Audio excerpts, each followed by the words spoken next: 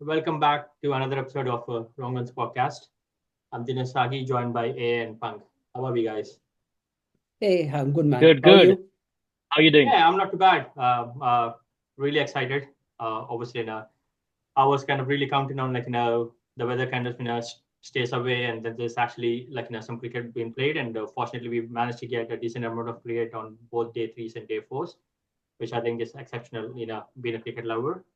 The icing on the cake is obviously India being able to bat an entire day and put some runs on the Yay! score for the first innings, where we managed to score over 250. So yes, can't get any better, for us at the moment. But yes, yeah, really looking forward to day five now. But before we get into the cricket side of things, let's start with a couple of icebreakers, right? So I'm going to start with you, Amar, first. Okay. Right. At the peak of your career, if you're an actor, who would you rather be, Shah Rukh Khan or Akshay Kumar? One would answer. Shah Rukh Khan. Fair enough. Punk, over to you. Yeah. At peak of your career as a cricketer, who would you rather be, Brian Lara or Wasim Akram? Akram, man. Any day. Any Wasim day. Akram. Eyes Fair closed. enough. Yes. So back over to Amar. If you're able to afford just one car, what would it be? An Audi or a BMW? Audi. Fair Easy enough. answer. Punk. If you're able to afford a motorbike, would it be a Yeah. cruiser bike like a Harley Davidson or something, or would it be a sport bike like a Yamaha R1? Harley Davidson. Any day. Fair enough. Yeah. So Fat nicely boy. enough. We break the ice, so now we can probably focus on the agenda a little bit. Obviously, now day four concluded for the third test of the Border Gavaskar Trophy. Yeah. As we look at these scores, right? So obviously, Australia posted a massive first innings total of 445 when they bowled out on day three. Obviously, some exceptional batting from Travis Head, Steven Smith in the middle order, and obviously followed by Alex Carey lower down the order. Uh, Obviously, India were put into batting on day three, not the ideal start that we kind of hoped, but then day four really kind of worked in India's favor. So as things stand, right, India is still 193 runs behind. So they obviously, but the good thing is obviously the good sign for an Indian fan is we avoided the follow on, which means we still have a wicket in hand, so we can absolutely post some runs, and then obviously see how things progress from a day five standpoint, which is probably unfold in a couple of hours time. So let's probably start with uh, day three when obviously Australia had a couple more wickets in hand, and obviously the way Alex Carey approached the batting. And from an Indian standpoint, obviously we have finally Akashdeep with some luck. He managed to get a wicket. So did Siraj. So maybe your quick thoughts on day three from an Australian batting standpoint. Punk, you want to start with you? So, in terms of day three, right? They hardly scored any runs. Like it was 405. So another 40 runs. Good on India to, pull them back. I was expecting 450, but that was good. Like you got the 3 wickets, quick 3 wickets, right? So still, it's a massive score, based on the 4 days test match, right? So as I told you, Australia uh, would never lose from the opening position they got, like 440. No way they're going to lose this match, right? So they're still in the game. It's for India to draw this match or lose it, So it's um so they've played really well. Unlucky for them in terms of one bowler out with Hazelwood. But yeah, we'll discuss that in detail. But yeah, it was good for Australia in terms of what they've got. Fair enough, right? So obviously from an Indian batting standpoint, Amar being an opener yourself, and obviously we kind of discussed this in terms of how India should approach things. Day three, late in the day, obviously overhead conditions probably suited for the bowlers. Indian standpoint, we unfortunately lost uh, 5 wickets on day one. In fact, it's like four on day three, like in the first innings, and then obviously there's an interruption, and then we lost Pant as well. But obviously Rahul kind of held one end. But initial thoughts and the way Jaiswal and Gill can sort of approach their batting, and obviously a word on Virat Kohli. Yeah, I mean, we wanted a better batting performance towards the end of day yesterday. We saw that, of course, with KL also he batted well, but then we wanted more from Jaiswal and Gill as well. I mean, we and Kohli, we have been talking about this for a long time now. He had this offside the off stump weakness, which for some reason for a few years he overcome that, and then he's back onto that again for some reason. So I'm not sure what's happening there, but we were expecting him to show more positivity. Um, but of course that he has that weakness outside the off stump, and which Australia very well exploited that. And then Rahul was holding up one end. He batted beautifully. So yeah, full marks to him. And with Pant as well, we wanted him to stay, but in the end, he also lost his wicket. So yesterday was a story of mixed feelings for Indian batting performance. Anything you want to add on the top order? Yeah, so I'll give some stats as well, in terms of first inning batting averages for the top 5-6 batsmen, right? Yep. And also like some of the dismissals in terms of how they got them out, right? So let's look at the stats first in terms of the first innings in terms of batting averages, right? So surprise, surprise, KL Rahul has 38.5 in the first innings for the 24-25 season, right? Yep. 38.5. Then the next one is Jaddu with 37.16. And then you have Shubman Gill. Yeah. He has got 31.83, right? Pant with 26. Jaiswal with 25. I'm leaving the question open to you guys. Do not look anywhere around and tell me how much does Virat Kohli and Rohit have first innings for 24-25 season. Just guess their averages? Yeah, averages. Not sure I'm talking about averages. Kohli, I'd lean towards is probably between 10 and 15. And Rohit Sharma, unfortunately, I'd say probably is under 10 for that season. Okay. What about you, Amar? Kohli, probably 15. Rohit Sharma, I would say a little bit more, 20. Okay. Surprise, surprise. DS, you get one right. And both get wrong on the Kohli part. And Amar on the Rohit part. So I'll give you Kohli stats. So Kohli is 9.12 for 24-25 season as first innings average. And Rohit is 8.85. Oh, wow. So, just to give the viewers. The number of innings they batted or the number of games?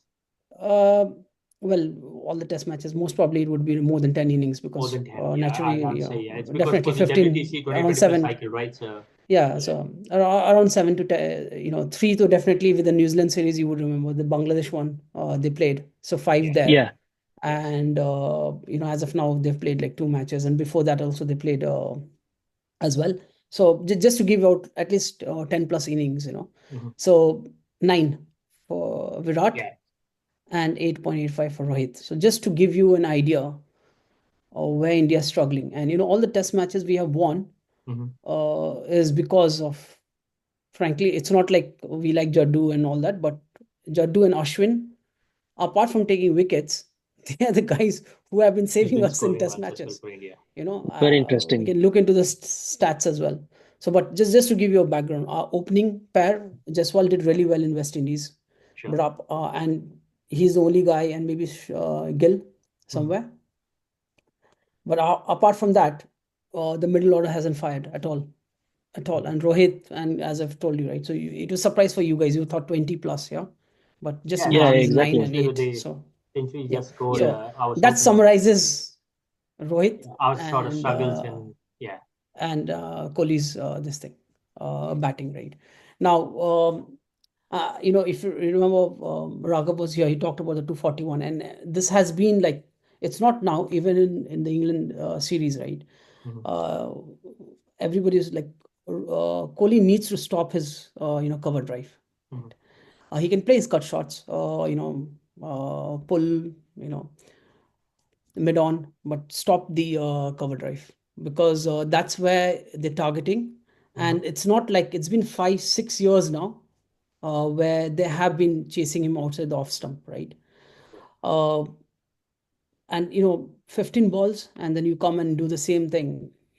Just you need to see, it's a test match, right? I'm like, and I remember him coming back after the World Cup, and when he was talking to the Prime Minister, he talked about like leaving away his ego and all of that. If you guys remember, right? I don't know why he has to do that. He just needs to remember what he's done in the World Cup finals, right?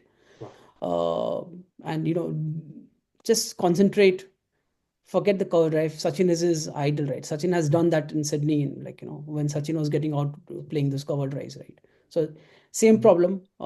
We just need to avoid that, and I think so. He most probably will see in the second innings, because there has been a lot of criticism about him Yes. trying to play too many shots, Mhm. especially the cover drive. If he avoids that, I guess Kohli has all the shots in the book, man.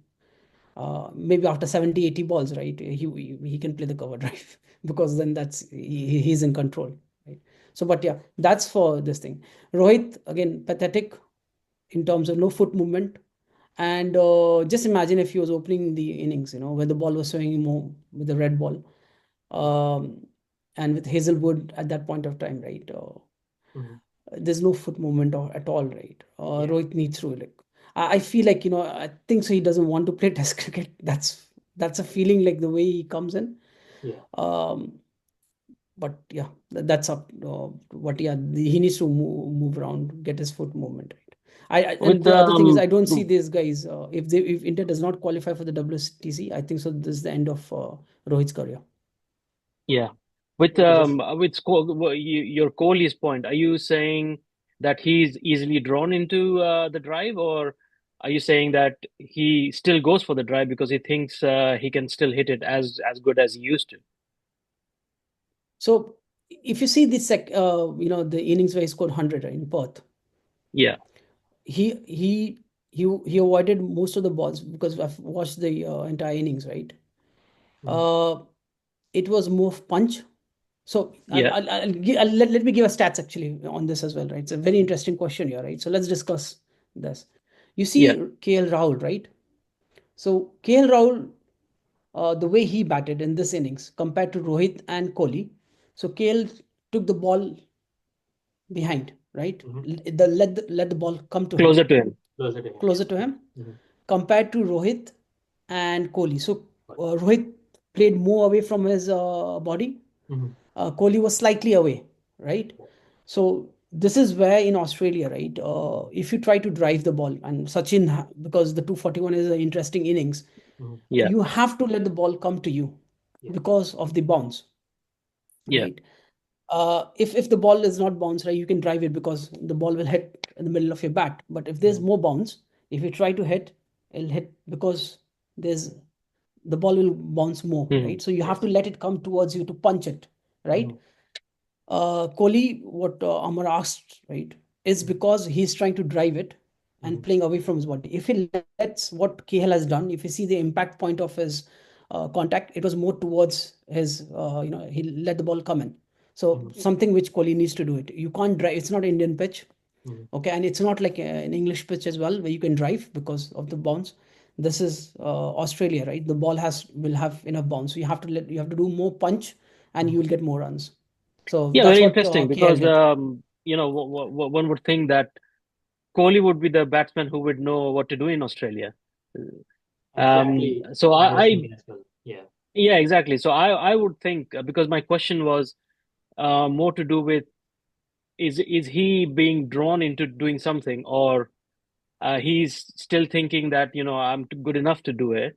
Mhm. So it looks like what you're explaining is it looks like it's more to do with um, his mental state, really, that he's Yes, being drawn into it rather than he's being because run right.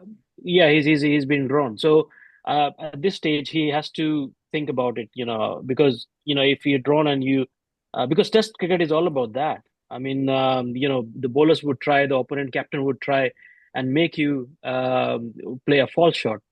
And that's exactly where Kohli is falling into. Yeah, absolutely. And I think it's more. and this match was an ideal condition for him to get like 70 balls, 5 runs, Mhm. yeah, or Yes. 6 runs. It was an ideal condition for him to let the bowlers bowl to him rather than the bowlers bowling on the fourth and fifth stump. Yeah. There was no way India could win, right? Mhm. So it was an ideal way to get back and not to play any shots, let the ball come and play it right in front of your nose, right? So I agree with Amber, right? He's getting drawn, like, basically it's not the bowlers taking him out, right? He's trying to, most probably is that ego is coming, that I can. Mhm. So when you go out, this is what happens with Kohli and, like, great Mhm. batsmen, right? They try to overcome and get away from the ego. Mhm. Here, this is my feeling. I don't know what he's No, getting in his absolutely, head and yes. what Amar has asked a question. So I'm just Mhm. trying to answer Yeah. from a batting perspective, right? So when you have too much ego in you, right, and you think I'm going to go out on, like, I'll drive and I'll show, okay, I know I'm not going to go out. I know this is nothing for me. I've always taken runs there. So that ego is going up and up. He doesn't want to, like, let the ego go Yeah, away. you So would. this is my Yeah, thinking, because for Absolutely, but I one think him would that, right? say, in is Instead it Perth of he is it did. Mhm. Yeah. is it ego? Is it confidence or overconfidence? Like, it's a mixture of everything, right? So Yeah. Kohli is a great batsman, right? We are nowhere to discuss Mhm. and criticize about him. What I'm trying to say is the thing which he did in Perth, the first 50, 60 balls, right? He punched Yes. rather than draw. You look at his shots, right? It was Yeah. all punch towards cover. He never drove it, right? Mhm. Here Yes. he's trying to drive. If he does that, he's going to go out. Wait for the 30, 40 balls. Because he scored the 100 in Perth, right? It's not like the 100 was like 3 years back. It's just like Of course, two, yeah. 2, 3 innings back. He has the class. It's just that most probably what Amar was asking here, it's the ego or the pride that he is overconfidence that nobody can get me out. I know people are trying to bowl me on the fourth and fifth stump. I'm going to, I'm not getting the word here. Like, I'm going to bat my way out of this Mhm. situation. Rather in Baseball is Test the match, word. yeah, you can't. So Is that the word you're looking baseball my for? way out of the world of the scenario. But yeah, so Amar, I hope I answered the question right. So, Yeah, well, yeah, but what exactly. do I you mean, think actually? What is your thought in that, like? So, I think he's being drawn into. I don't think that he's overconfident that wherever the ball comes, I will just hit it. Mhm. He's being drawn into because something he gets out very regularly. He should be avoiding that, as you said. Sachin had done that in the past. A brilliant, batting performance where he would just refuse to play on the offside. He didn't play off drive, cover drive his entire innings. Mhm. So why can't Kohli do it? Because he's being drawn into and Mhm. very easily. And also, like you're saying, okay, yeah, you're being drawn into because you think that you can easily play that. that's the So thing. that yeah, Yeah. exactly. So they So that hit that answers your the question. targeting on his ego, right? That's it. Yeah, exactly. And it's working.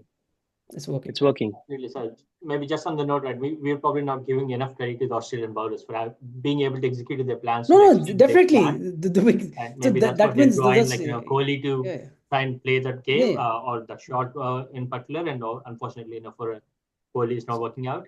Also, another observation, like, personally for me, again, I keep talking about it, probably in the last few episodes as well, and something I'm coming back to it again. For me personally, Rohit, it felt like he's out of place at number 6. Maybe it's time to revisit things because he started off well. He was like he's trying to, like, see the ball and stuff, and then out of nowhere it was nothing short. It wasn't even like he played a rash shot or he tried to, like, execute something out of the box. It was just nothing short. It just felt like he tried to, like, play it at it, just try to fish something outside our stump, similar to what Kohli did. But then, yeah, in terms of, like, I don't know, obviously where his headspace is, and obviously, I'm not at that level to kind of, like, comment on it. But yeah, just personally for me, I think they need to revisit things for him. But again, that puts probably a little pressure on KL as well. But yeah, before we go into KL's innings, yeah, from a Rohit standpoint, anything you guys want to add? I would say that he does look out of place. Mhm. You're bang on that that point.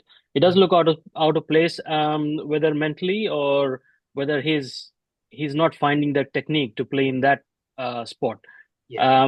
But he in this innings he tried to kind of show that he was positive.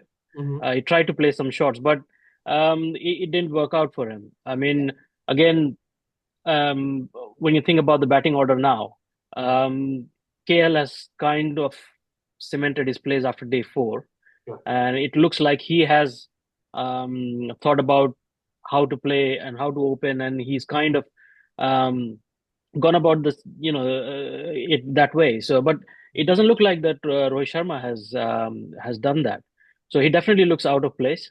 What he has to do is another point of discussion. Yeah. According to Punk, he should stop playing, which at this point of time, it looks like if he's not playing in number six, he's not opening because we have KL Rahul there, and we have Mm-hmm. if we have to change that spot, then we will be looking for getting some new faces, new blood Yes. in. Like fill the spot. That's what I would think. So I'm kind of leaning towards Punk here, and Yeah. also this also leads up to the captaincy issue as well. Absolutely. Yeah. Mm-hmm. So, just to add to this question on Rohit, right? So, Mm-hmm. the stats, the reason why I gave you the stats, it's just 2 innings, right? Mm-hmm. You look into the ones before this. The 8.85 is not just Australia Test match. No, I'm absolutely. Yeah. talking about like he was opening before this, yeah? The five Yeah. or The six whole test match calendar before year. this, Yeah. right? Absolutely. I'm Yeah. talking I about the agree. entire Yeah. calendar year, right? So this is not like if you bring him back, India could be in a much more worse position. So somewhere with KL and Jaiswal, you have a much better chance of having a good, and that's why we won the Perth Test as well because of their opening stand or the freedom which uh, Kohli and Nitish played was Mm-hmm. because of the opening stand in Perth, right? If you get Rohit up now, you look into the last 1 year in terms of his first innings, we could be in much more worse place than this. There's one option which I think could be that because Rohit is coming below Pant, Mm-hmm. the freedom for him to play shots is slightly less. Yeah, because he's much more of a free player. There could Yeah. be one option that put him at five and put Pant at six because Pant will still play with that freedom because he does not care whether he's batting at one or he's batting at eight, right? Yeah. So Rohit could go up one above Pant, Mm-hmm. and then you could see him playing with more freedom because you have Pant, then you have Jadeja, and then you have Reddy. So you have like 3 wickets below him. Mm-hmm. So that could be one option which they could explore, to give him that bit of a freedom so that you have more wickets and he can play more shots. So, but no way. I think so. KL and Jaiswal are going to be the openers. KL is Mm-hmm. still young in terms of we need those opening pairs, Yeah. and they should continue. We have the England series coming here, the 5 test matches, right? In those tricky pitches, KL has got a century in Lords Mm-hmm. in one of the most testing conditions, right? So I would not tinker the opening combination anymore now. Yeah, and that They're would looking what you're at the next saying summer. could Yeah. Mhm. could work for Pant as well. Yeah. Yes. Maybe he, if Rohit is batting before him, then maybe he feel more comfortable coming down the order, and we can see him making runs as well. Absolutely. Yeah. And also with KL's point of view, Mm-hmm. you have throughout this series of podcasts, you have talked about Mm-hmm. him playing the Cheteshwar Pujara role, which this time we saw that he very well did. And if we have an opening batsman like that, then he can do what he did in this match. He has batted, or in this innings, he has batted with with the entire top order, Yeah. and leaving up to the middle order as well. So yeah, that's an amazing. That this could be the future for KL. Absolutely right. Now that we kind of brought up, Kale's, name, wonderful innings, right? He kind of, set the tone for India. Kind of, held one hand, scored 85 of 139 at 60 strike rate. Unfortunate, the way he got out. He was like, looked like he's in the mood to obviously score big. But credit to Steve Smith. But yeah, maybe a quick word on KL. and his approach? Yeah. So, like I was saying, that just to continue from that, this could be the new life for KL. He has been looking for a spot, and this could give him a permanent spot. We can see here now that what he can do. He can come in. Initially, of course, he was a bit lucky. Smith dropped him first ball, but then he settled down and he played his shots.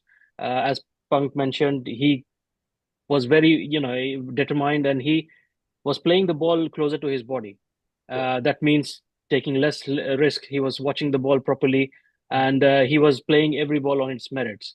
And we also, he looked very confident. We saw that he lifted one ball over the slip fielders as well, and it looked like he was um, seeing the ball, and his hand-eye coordination was very, very good, and his feet were moving. So all in all, he looked more comfortable, more agile today. Um, and also, what I noticed today that this was a very good batting performance for the Indian lineup. Even though the two batsmen who made the runs, it's they really batted, and they made it look like it was a very good batting performance. I'll just give you a really interesting stat here. KL Rahul batted with Jaiswal, Gill, Kohli, Pant, Rohit, and Jadeja, and he's and they scored. The partnership was 141 runs. Yes. And they together played 257 balls. And then when Jadeja came in, and he batted with again KL, Nitish, Siraj, and Bumrah, and they scored 151 runs, and you wouldn't believe they played 256 balls. Oh, wow. So almost the same number of Great. balls. So 43 overs.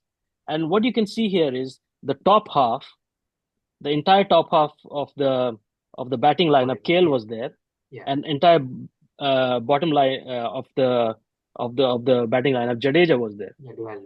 And they took, and you can see that how if one batsman um, remains on the pitch, how they can play with different batsmen coming and going. Even though you can say that Jaiswal, Gill, Kohli, Pant, Rohit didn't do much. But the contribution was probably less than 30 runs all adding up. Yeah, exactly. So, but it looks like that, you just need two guys to hold one end. That's what you need. And of course, you would say that, opening or the top order positions are really difficult because of the bowlers. The ball is new. But then again, in a test match, the lower down the order is also very important. And especially for India, we have seen that every now and again, the lower down order batsmen, even the bowlers, have bailed us out time and time again. So this shows the importance of sticking to the pitch and really take out time, play the balls in on your merit and stay positive. Really, that's what Jaddu did today. He stayed positive. He played his shots. So that's I would say now this today's game, Jadeja and KL batted. They looked really well, and the score moved. Think about if one of the other guys would have stuck, either Kohli, either Pant, would have stuck. It would have been totally different story. Sure. So and after that, I mean, Bumrah and Akashdeep, they bailed us out, and it was an exciting closing session. Yeah. So I mean, but that changed everything. Now the mood has changed. The dynamics of the match has changed. So you can see that these little moments, these little patches of play can make a huge difference. No, absolutely. I think that's a great point you made, right? And obviously, a big shout out to Jaddu, right? Especially not being able to play the first two games, and there's a lot of deliberation in terms of should Roy could have stuck with Washi in the first test and continue him, and then Ash came into the mix in the second test, and we were also deliberating should Ashwin continue in the third test, but then there was a common ground. The reason Jaddu was brought into the mix is because they kind of figured we need more strength in the batting. and obviously, Jadeja kind of justified that spot, right? Obviously, scoring 77 and 123 deliveries at a strike rate of 62.67. And obviously, the partnership with Rahul, you can't go unnoticed. Punk, your thoughts on Jadeja, the way he approached and how he held the other end. So that's typical Jadeja, right? So he again, if you see, Jadeja does not drive. He let the ball comes in, even in England anywhere. So very rarely you'll see him like going for drives. They're all punches, and that's what's working for him. He leaves the ball on the offside. The only thing which he has a challenge is with spin, where he goes like tries to bat and pad.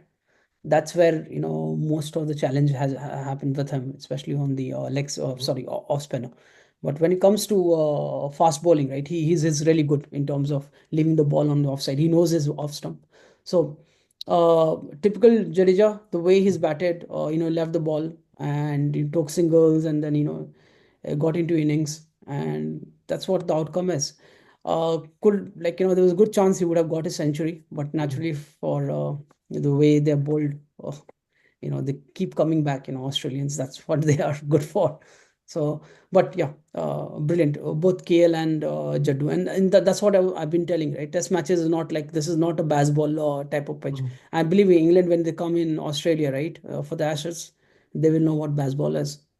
If they go on like you can't go on.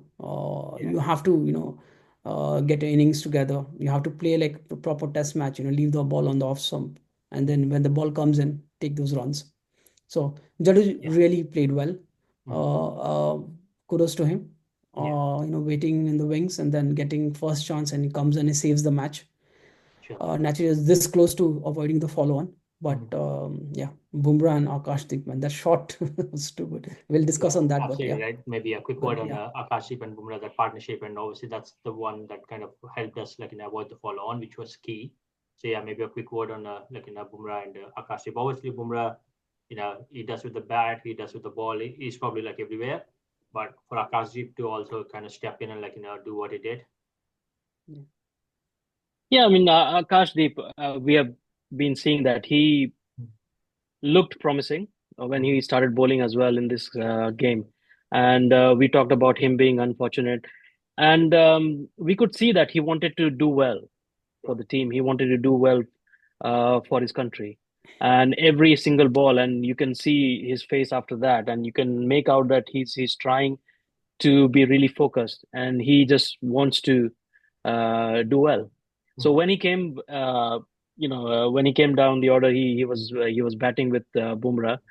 That we can see that he was not going to back down. He wanted to take every chance to, make it count and get it over the line, really. And that's what he played his shots.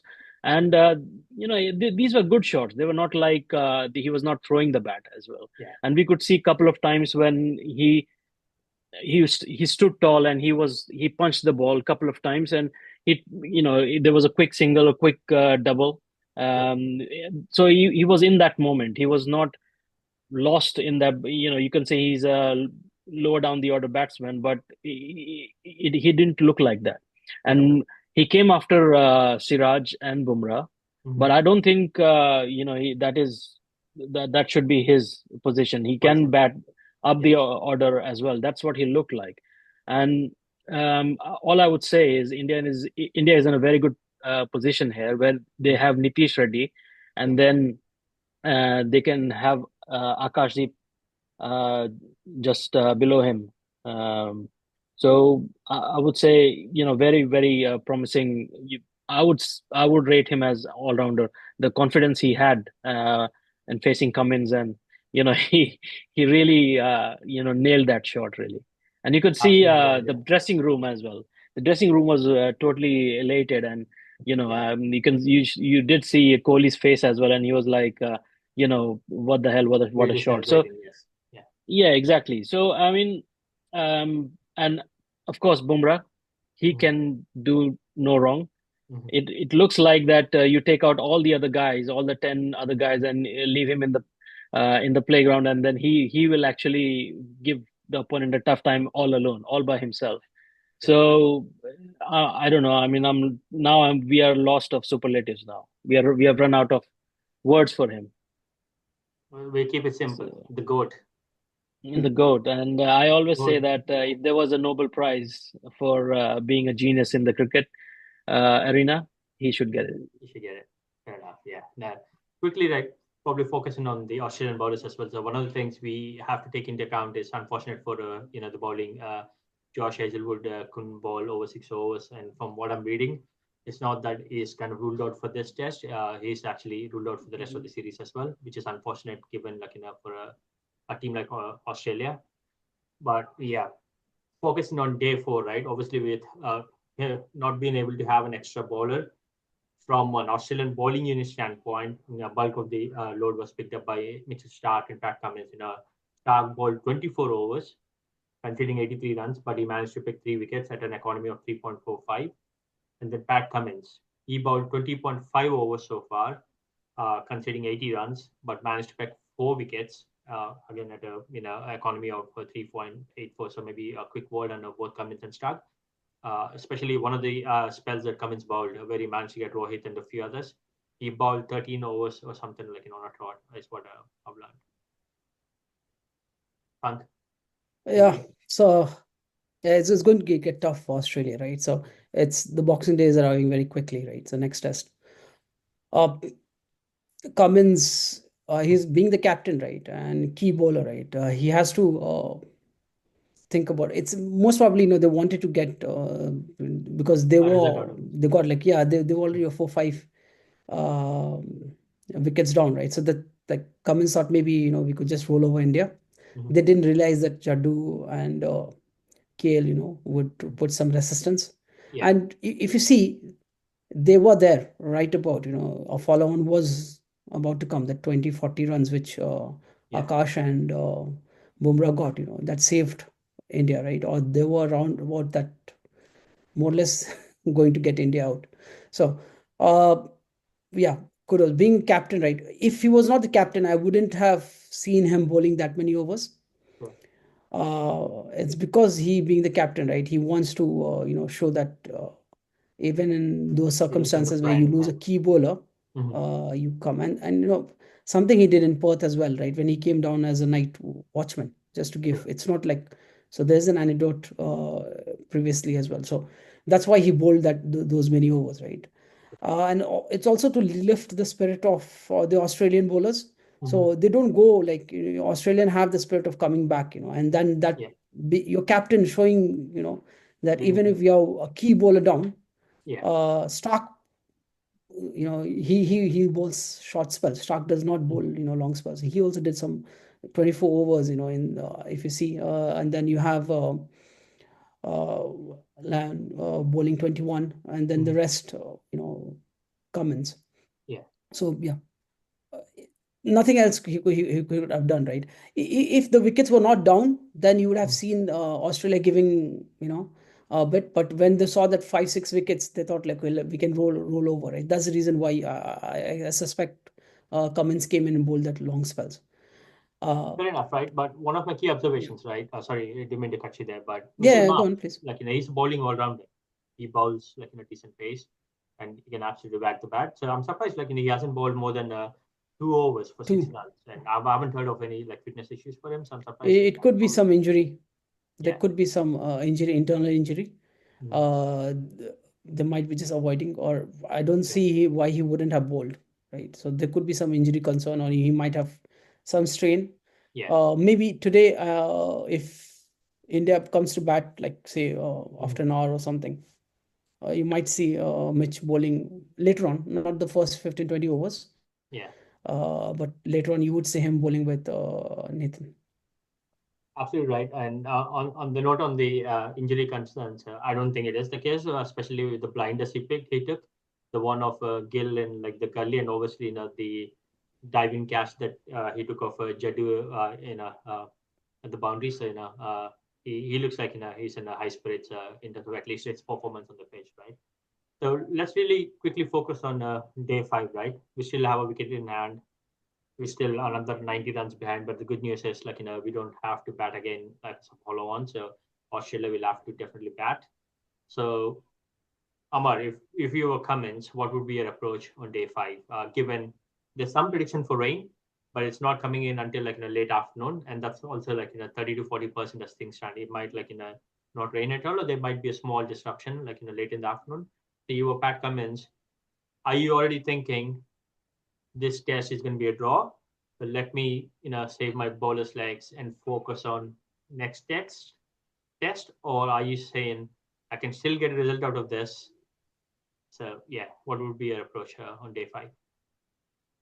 I mean, I would think most of the cricketers and even Pat Cummins would be playing this to win the game. But yeah, of course, there's a WTC in line, but I mean, on the line. But I would think that you play the game to win the game, win the matches. So that's what I mean. Today was a little bit unfortunate for Cummins because he had to bowl because Hazelwood was he had to leave the field because of the injury.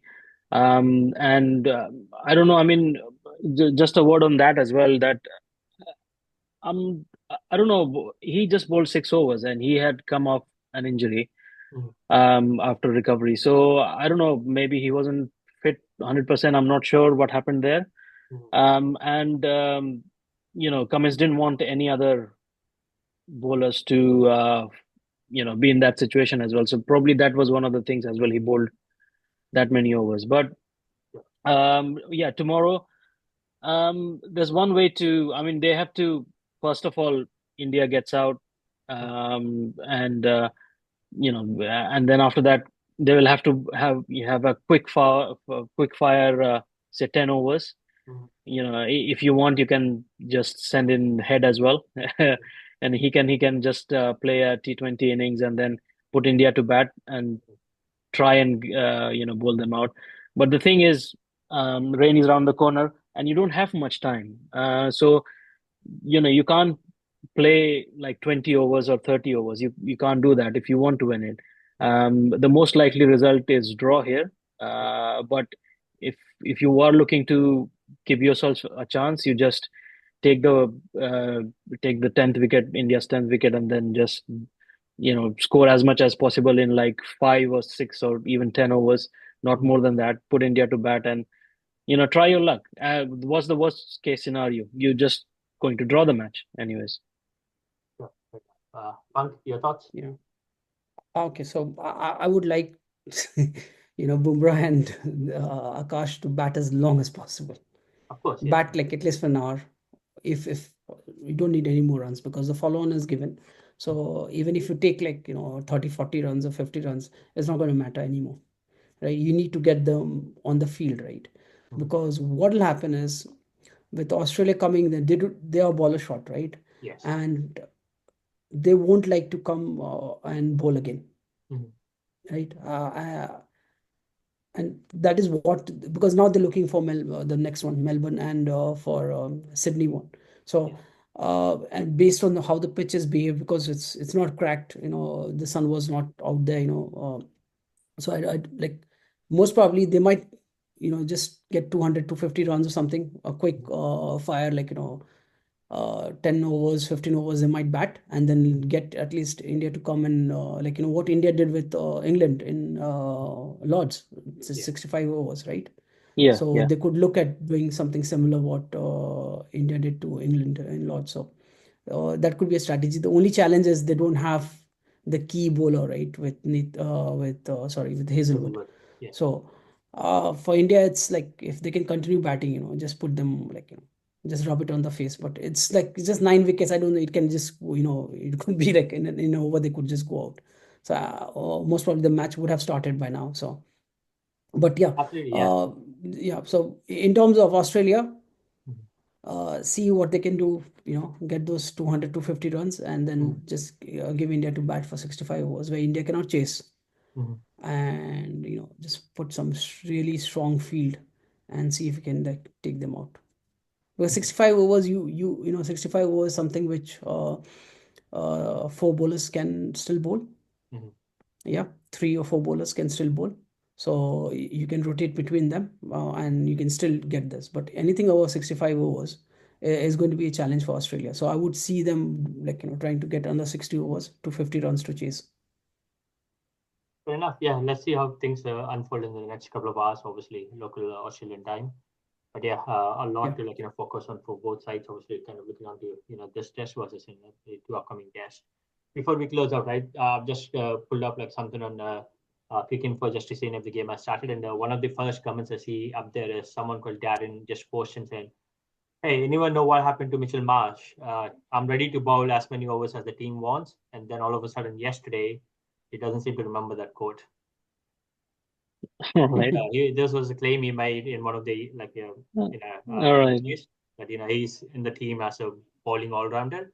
So I think someone's trying to pick on him, saying he only bowled 6 overs, and where were you yesterday when the team really needed it? There might be some problem. Yeah, there might be something in internet, right? And funny, like just before I kind of asked you that question, I was thinking, I think before the second test in Perth, there was concern about his fitness. There was a talk about him probably not being able to play, but he still managed to play the second test.